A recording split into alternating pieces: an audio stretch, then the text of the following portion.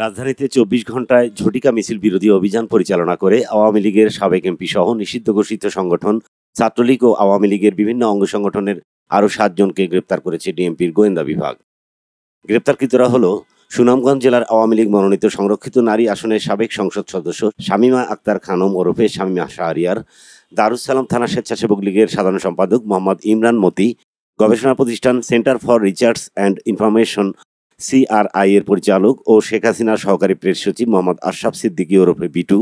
কুমিল্লা জেলা ছাত্রলীগের সাবেক সাংগঠনিক সম্পাদক মোহাম্মদ নেসার আহমেদ ওরফে নেসার উদ্দিন হাওলাদার, দারুস সালাম থানা স্বেচ্ছাসেবক লীগের সহসভাপতি মোহাম্মদ রবিউল ইসলাম, নবীনগর উপজেলা আওয়ামী লীগ, যুবলীগ ও ছাত্রলীগের সাবেক সাংগঠনিক সম্পাদক মোহাম্মদ মোশাররফ হোসেন সরকার,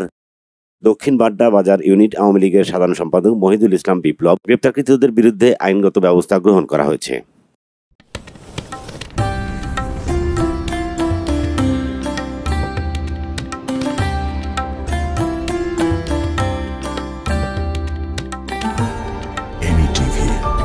স্বাধীন বাংলার স্বাধীন কণ্ঠ।